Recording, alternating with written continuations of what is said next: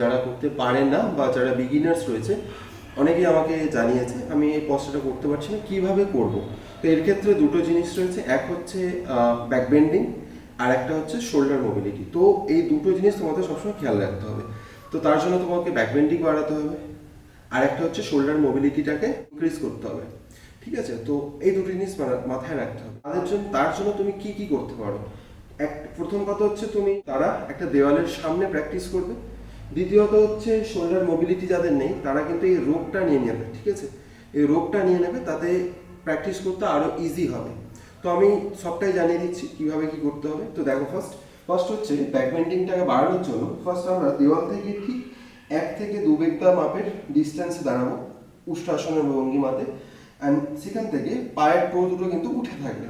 And ধীরে ধীরে আমরা হাত দুটোকে ঠিক শোল্ডারের যে গ্যাপ রয়েছে সেই অনুযায়ী রেখে পেটের পজিশনটা অর্থাৎ মিডিল টার্ন পজিশনটা রেখে আমরা ধীরে ধীরে পিছনে হোল্ড করব। 1 2 3 4 and 5। ওকে, এক্ষেত্রে কি হলো, আমাদের ফার্স্ট ব্যাক বেন্ডিংটা হয়ে গেল। অ্যান্ড সেকেন্ড হচ্ছে আমাদের শোল্ডার মোবিলিটি বাড়ানোর জন্য তোমরা এরকম ঠিক এইরকম একটা রোপ নিয়ে নেবে, যেটা তোমাদের শোল্ডারটাকে যে এই পজিশনটা দেখেছো না, যেভাবে এই হাতটাকে আমি ঘোরাচ্ছি, এই হাতটাকে যে ঘোরাচ্ছি আমাদের কিন্তু কোনো এই পজিশনটা ঘুরছে না, ঘুরছে আমাদের শোল্ডারটা। তো শোল্ডারটা ইজিলি যাতে ঘোরাতে পারি সে কারণে আমাদের কিছু এক্সারসাইজ করে নিতে হবে। বসে না দুটো হাত দিয়ে ধরবে, যতটা তোমার পসিবিলিটি। আমার এতটুকু আর রয়েছে সেই জন্য আমি এতটুকু ধরছি এই হাতটাকে। 1 2 3 4 5 and 6। সো ইজিলি দুটো জিনিস বুঝতে পেরে গেছো। ফার্স্টে আমি কি করছি, উষ্ট্রাসনের ভঙ্গিমাতে উঠে দাঁড়ালাম।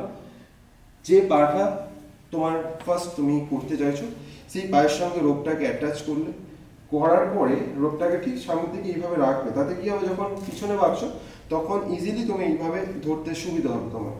তো ফার্স্ট কি করছি, দুটো হাতকে ঠিক আবার আগের ভঙ্গিমাতে দুটো হাতকে ঠিক ওয়ালের মধ্যে রাখলাম। ঠিক আছে, পেটটাকে হালকা করে ঠেকিয়ে দিলাম যতটাতে পিছনে বাঁকাতে সুবিধা হবে, রাইট। অ্যান্ড তারপরে ধীরে ধীরে আমরা পুরোটা বেঁকে গেলাম। পায়ের টোটাকে তুলে নিয়ে এখান থেকে ঠিক বাম হাত দিয়ে যতটুকু তোমাদের সুবিধা, কারো যদি এতটুকু হয় এতটুকু, কেউ যদি এর বেশি যেতে পারে সেও করতে পারে। বাট আমি ফার্স্ট বলবো যারা বিগিনার্স তারা অল্পটুকু নিয়ে ফার্স্ট এইভাবে শোল্ডারটাকে ঘোরানোর চেষ্টা করবে। 1 2 3 4 and 5। ইজি হয়ে গেল। এরপরে যখন দেখছো এটা ইজি হয়ে গেছে তখন এটাকে বাড়াও একদম যতটুকু তারপরে নিয়ে যাওয়া সম্ভব হয়। দেখো আমি পুরোটাই নিয়ে চলে গেছি, হয়ে গেল। অ্যান্ড তারপরে যখন আরো ইজি হয়ে যাবে তখন পুরো আমার মতো আগের যে পশ্চারটা দেখিয়েছিলাম ব্লকের উপরে, তো আমি এখন ব্লকের উপর নেই, শুধু ম্যাটের উপর করছি। পাটাকে ধরে ডিরেক্টলি একটা হাত এখন যেহেতু ওয়ালের সামনে রয়েছে ওয়ালটাকে টাচ দিচ্ছি, তাতে পিছনে বেন্ড হতে সুবিধা হবে তোমাদের জন্য বলছি ইজিলি। ওকে, দেখো পিছনে বেঁকে গেলাম, পাটাকে ধরার পরে পিছনে করে গেলাম। অ্যান্ড যখনই যে কোনো আসন যে মোমেন্টে করছো, সেটা ব্যাক বেন্ডিং করো বা ফরওয়ার্ড বেন্ডিং করো, অবশ্যই দেখবে তার অপোজিট ডিরেকশনে তুমি কিন্তু রেস্ট নিয়ে নেবে 5 to 10 সেকেন্ডসের জন্য। তো আমি যেহেতু ব্যাক বেন্ডিং করলাম অবশ্যই চেষ্টা করবো অর্ধপূর্বাসনে রেস্ট নেবার 5 to 10 সেকেন্ডসের জন্য। 1 2 3 4 5। তোমরা বুঝতে পারলে কিভাবে করতে হয় পশ্চারটা। অ্যান্ড অবশ্যই আবার যদি কোনো পশ্চার নিয়ে অসুবিধা হয়ে থাকে বা তোমাদের প্রত্যেকের কথাই বলছি, অবশ্যই যদি কোনো পশ্চারে যদি কোনো ডাউট থেকে থাকে সেই পশ্চারটা তুমি করতে পারছো না, অবশ্যই সেই পশ্চারটার আমাকে জানাবে। আমি চেষ্টা করবো তার ডিটেলস ভিডিওটা তোমাদের জন্য তুলে ধরার, খুব ইজিভাবে সেই পশ্চারটাকে কত ইজিভাবে করা যায়। ঠিক আছে, যেমন আজকে দেখলে যেভাবে আমি তোমাদেরকে দেখালাম এই সবটুকু নিয়ে, সেরকমভাবে আরও সেইগুলোকে তোমাদের সামনে তুলে ধরার চেষ্টা করবো। ওকে, দেখা হচ্ছে পরে কোনো ভিডিওতে। টাটা।